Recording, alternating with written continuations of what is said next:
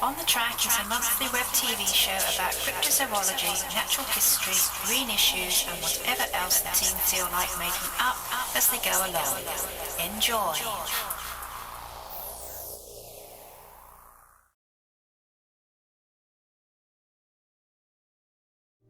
Nuneaton, the jewel of the South Midlands, the town who gave us such great men as George Eliot and Larry Grayson, the throbbing heart of this teeming metropolis, the pearl of the CV13 postcode, down by the roundabout and up the one-way system, is Nuneaton Town Hall, where we can find none other than Nuneaton's Mr. Entertainment. Hello ladies and gentlemen and boys and girls, I'm Barry Tadcaster and this is my friend Ken Jeffens, who is an orang pendek. Hello, my name is Ken Jeffens and I am an orang pendek. Unlike the other orang pendeks, I do not come from the Indonesian island of Sumatra. I come from the London borough of Lewisham, where I am employed by Lewisham Town Council as an ombudsman.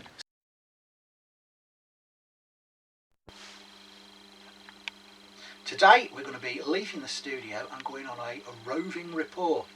Yes, we are going to be visiting Weston-super-Mare Mini Zoo and Aquarium in the company of a wistful elf. I really like the old credits.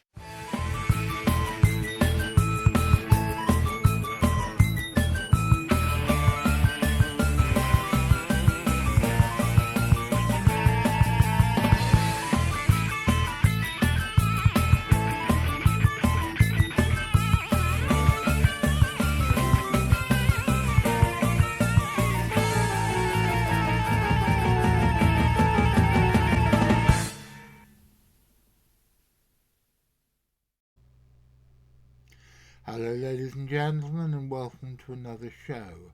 My name is, as I expect you know, John Downs and I'm the director of the Centre for Fortean Zoology. And because I'm bullied into it by my producer Louis, I always try to start off each show in an upbeat manner, but I'm afraid this week I have bad news for you. Many of you will, I'm sure, have heard of Di Francis. 40 years ago she was one of the best known British big cat researchers, and although much of her work remains controversial, and I'm not sure how much of it I agree with, she certainly made her mark on the scene.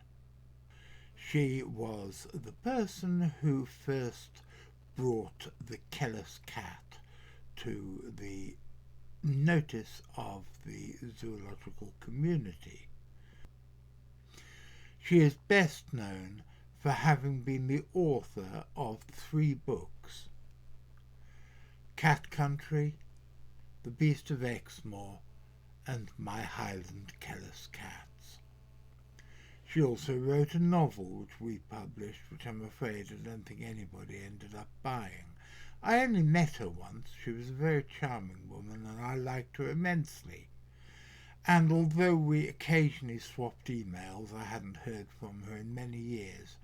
And sadly, Carl Marshall told me this morning that a couple of months ago, in the middle of March, she died. Rest in peace, Di.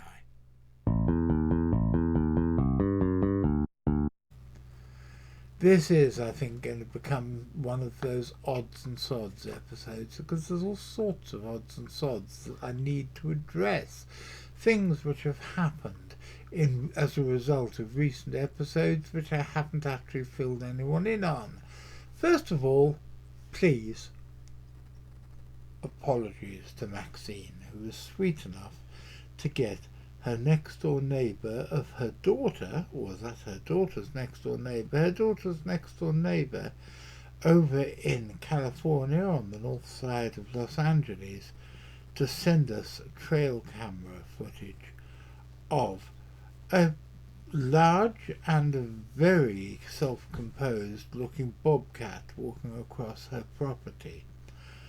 Well, she knows how much that Carl and I in particular are interested in the goings-on in the wilder parts of the northern side of Los Angeles, up in the Santa Susana Hills, for example.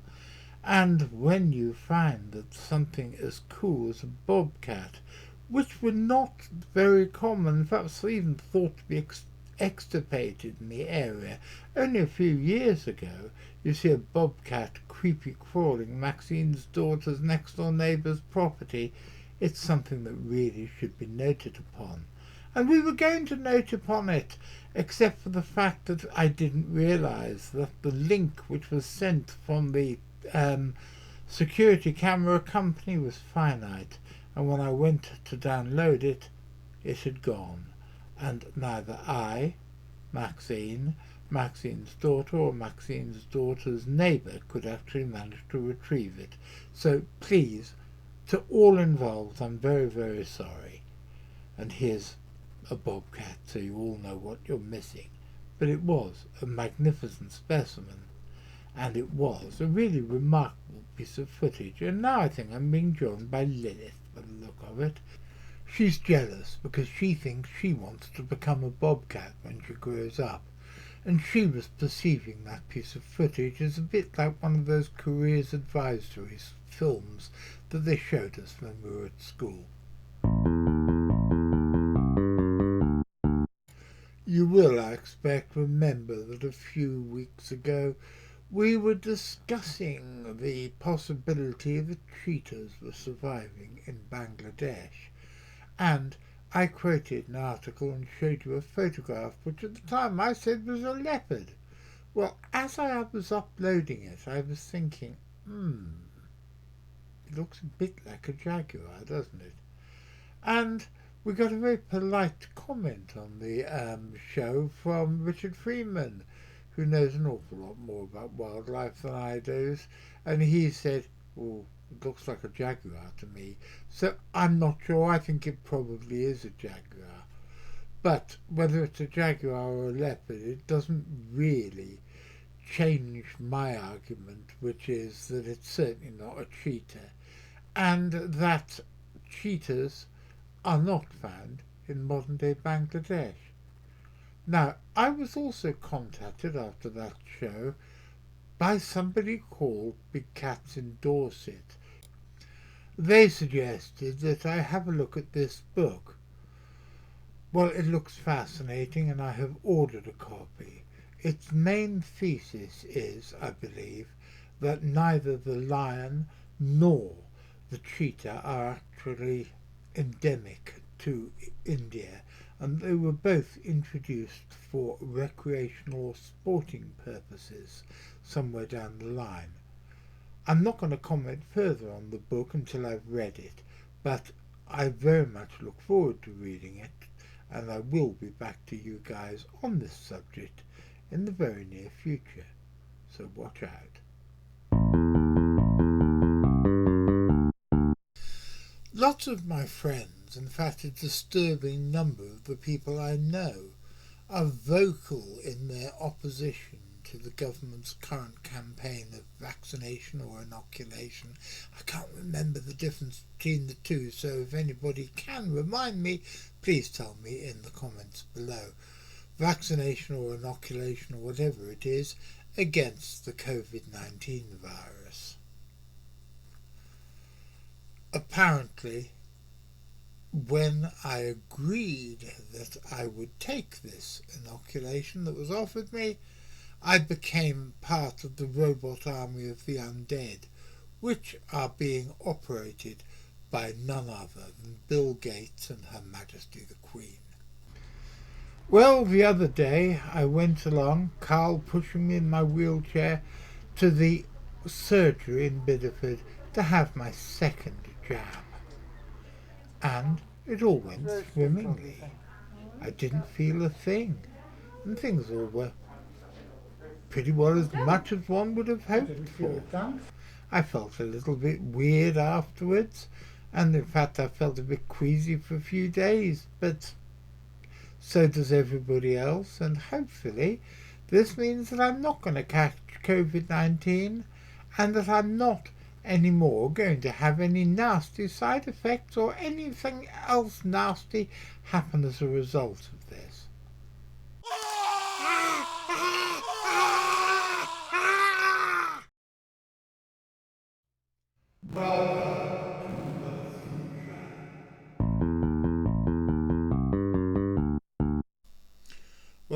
promise you, ladies and gentlemen, that this next segment is not just a cheap way of me trying to flog my latest book.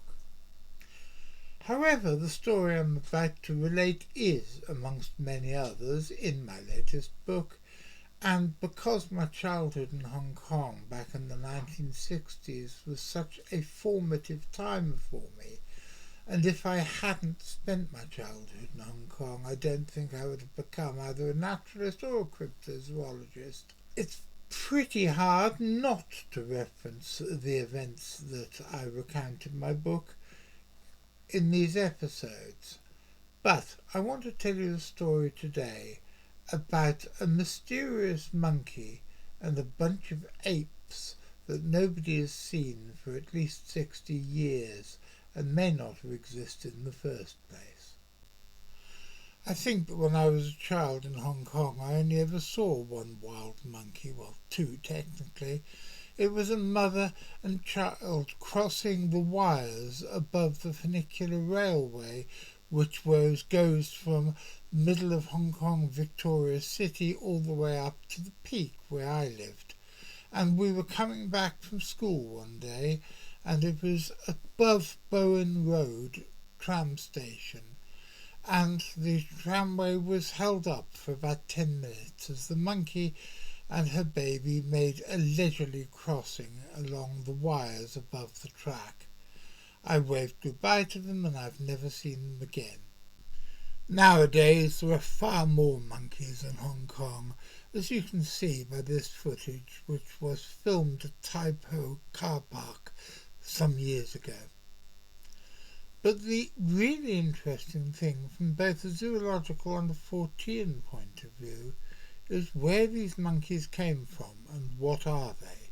And neither of these questions are as easy to answer as you might have supposed. Back in the 1860s, explorer, naturalist and diplomat Robert Swinhoe, who looks remarkably like Mark Twain, wrote that there were monkeys living on most of the small islands in the Bay of Hong Kong. And he went on to identify these monkeys as something called macacque sancti Johannis, which was known popularly as the pig-tailed macaque. There's one problem with this. Two, actually. There's a monkey called the pig-tailed macaque, but it lives much further south, and as far as I'm aware has never lived in China at all. The other problem is that macacque sancti Johannis, the pig-tailed macaque of Swinhoe and others, simply doesn't exist. For one thing, the genus isn't called Macacus anymore. Nowadays it's called macaque. Not sure why, but it doesn't really matter to me, but it would be quite nice to find out. If anybody knows, please, if you know, put it in the comments below. I'm asking you to do that a lot this episode, but hey, these films are a two-way process, and I want to learn as much from you guys as you guys learn from me. As I was saying, macacque sancti Johannis doesn't exist, and it is generally seen these days as being a junior synonym of the most famous macaque of all, Macaque mulatta, the rhesus monkey. However, have a look at this. This is the only picture I have ever managed to find from the time of what purports to be Macacque sancti Johannis, the pig-tailed monkey. And look at its tail. It doesn't look anything like a pig. When you look at the tail of the animal that we know today as the pig-tailed macaque, it's very pig-like. But this isn't. So what on earth are we looking for? What are we looking at? But the story of the monkeys of Hong Kong gets ever more complicated, and believe me, you've seen nothing yet. In or about the First World War, Japanese soldiers, and remember Japan was on our side during the First World War, introduced long-tailed or crab-eating macaques to parts of Kowloon, to the hills around Kowloon Reservoir to be precise. By this time, the rhesus macaques or the pig-tailed macaques or whatever the original monkeys were supposedly extinct, although this probably isn't the case, because none other than Geoffrey Herclots, the greatest zoologist that Hong Kong ever produced, noted seeing a family of macaques in the forests above Tai Tam Reservoir in 1949. And this is very important because the long-tailed macaques were not, and as far as I know, have never been introduced to Hong Kong Island itself. So what were they? The answer can only be the remnants of the original population of whatever it was. But things get more complicated. Round about the time of the Second World War, the Japanese were back, and remember, on this occasion, the Japanese were on the opposite side. They invaded in 1941 and spent 4 years brutalizing the Hong Kong population, scars of which still remain today. But it's not certain whether it was the Japanese or somebody else who was responsible for reintroducing rhesus macaques to parts of the new territories. So now we have 2 introduced species of monkey on the mainland of what was then the British Crown Colony of Hong Kong, and apparently the remnants of the original population still living in parts of Hong Kong Island itself. Can it get any more complicated? Oh yes, believe me, boys and girls, it can get massively more complicated, because by the time I got interested in the subject and started studying it in the late 1980s, there were 2 more species that had been introduced, the Tibetan macaque and the Japanese macaque. And all 4 of these monkeys had hybridized wildly with each other, as monkeys will do. And so, at the moment, it's very difficult to tell what the original monkeys in Hong Kong were, because they are, if they still exist at all, their genes are still going to be hidden within a big mishmash of the gene pool of the current monkeys in Hong Kong. Like I said, when I was a boy, I only ever saw 1 monkey on Hong Kong Island, or 2, remember, because it had a baby on its back. But now, apparently, both on the mainland and on the island, they have reached epidemic proportions and are really quite a pest. I'm quite interested in the idea of, if you like, fossilized DNA.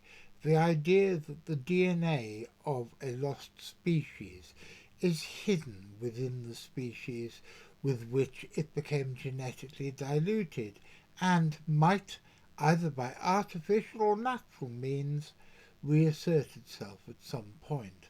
Before they became reintroduced to the United Kingdom relatively recently, wild boar had become extinct finally round about the time of the English Civil War.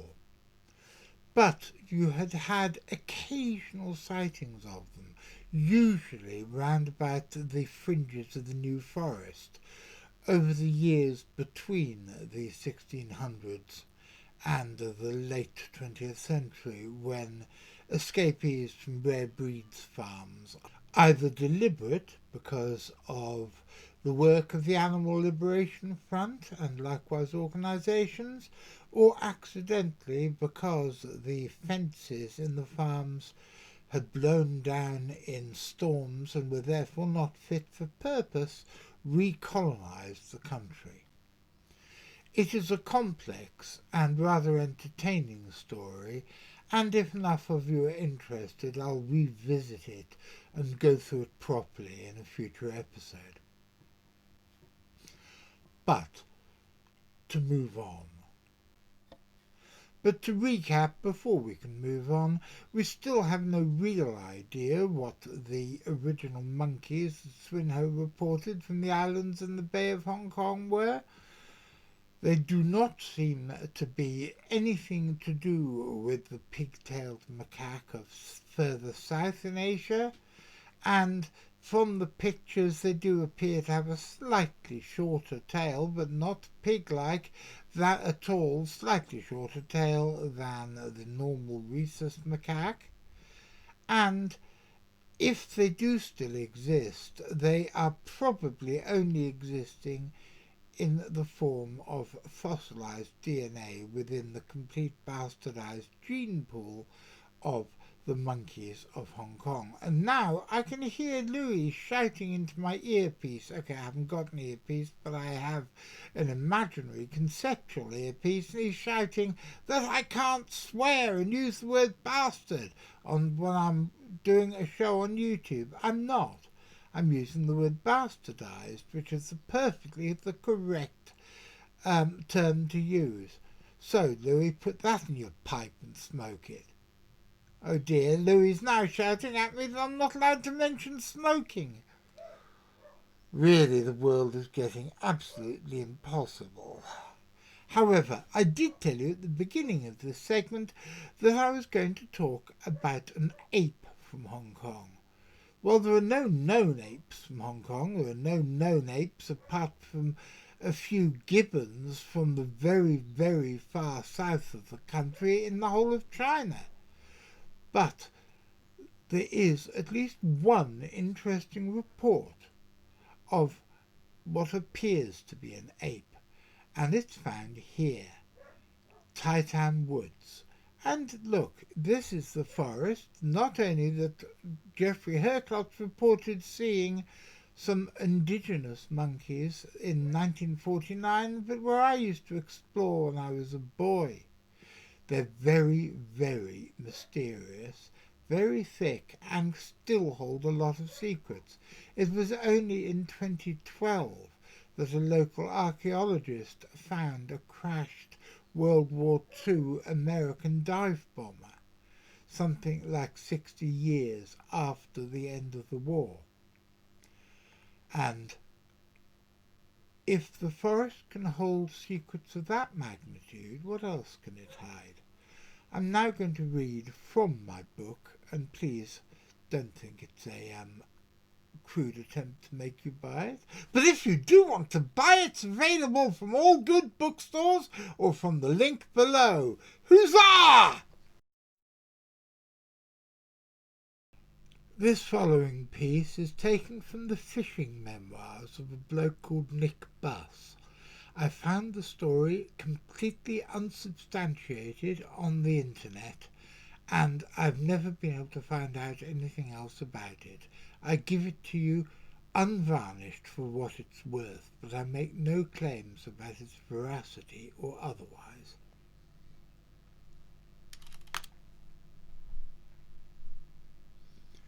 We got to our chosen area and set up camp for the weekend under a concrete bridge that had once been part of a more permanent track around the reservoir. Through the night we heard an animal howling. It was a very strange sort of howl, quite indescribable really. As dawn broke we could see some trees about 50 yards along the bank swaying as something moved through them. The first animal appeared on the bank no more than 40 yards from us, followed by another half dozen or so. They looked like a cross between an orangutan and a chimpanzee. They stopped dead when they saw us, and then very slowly started to walk towards us. One of the lads with us got very nervous, and after shouting something quite incoherent, threw a rock at them. This caused the apes to start jumping about. They started to make their weird howling noise, and having previously seen my friend's reaction to aggressive animals, I quickly picked up all my bits and was the first one to leg it up the track, the others no more than a second behind me. There had been an Irish kid with us called Pat, and none of us had noticed that he was still asleep when the apes arrived. He'd woken up to find himself being watched at close quarters by the apes, and his friends all gone.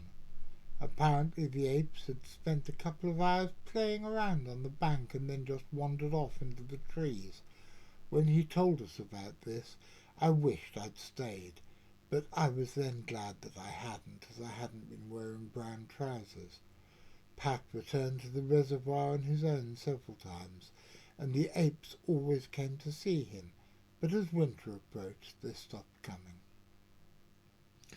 And that's it. That's all I know about the apes of Hong Kong. There are stories from all across Southeast Asia of localized populations of unknown apes, and no doubt we shall be returning to them sooner rather than later. But until then...